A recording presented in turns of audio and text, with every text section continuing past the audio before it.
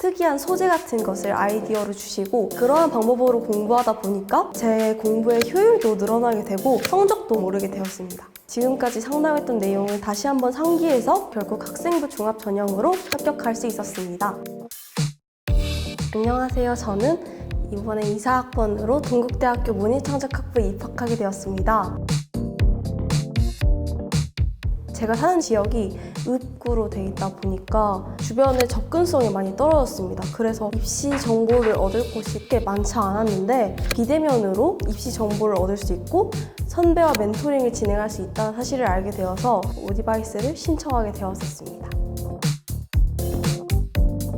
오디바이스는 또 화상통화가 아니라 통화로도 진행을 할 수 있기 때문에 개인정보 같은 게 덜 드러나다 보니까 확실히 선호할 수 있었던 것 같습니다.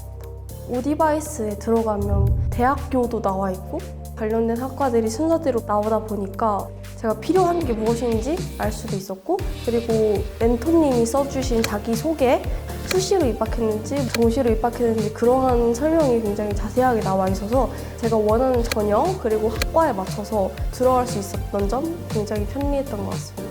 자두 멘토님께서 지금까지 상담한 내용에 대해 정리한 노트를 보내주셨는데 그 노트를 통해서 지금까지 상담했던 내용을 다시 한번 상기해서 그 상기한 내용을 실천할 수 있는 계기가 되었습니다.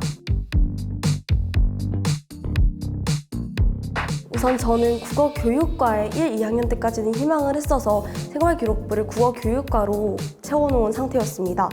그런데 제가 3학년에 접어들게 되면서 국어국문학과에 관심이 생기게 되었습니다. 국어국문과와 국어교육과의 면접에서의 차이점과 배우는 것의 차이점에 대해서 멘토님이 친절하게 설명해 주시고 이러한 점은 제가 혼자서는 알기 힘든 정보였기 때문에 굉장히 도움이 되었습니다.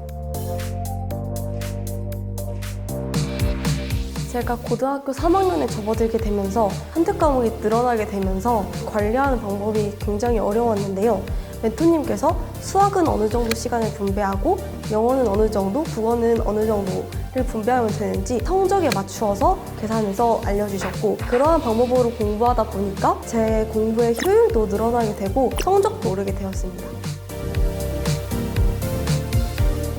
당시 자두님께 교육봉사 동아리라는 것을 듣게 되었습니다. 그 동아리를 들어가게 된다면 제가 접어놓았던 교육의 꿈도 조금이나마 펼칠 수 있을 것이라는 생각이 들게 되었고 대학교에 합격하고 싶다는 동기부여가 되는 계기가 되었습니다.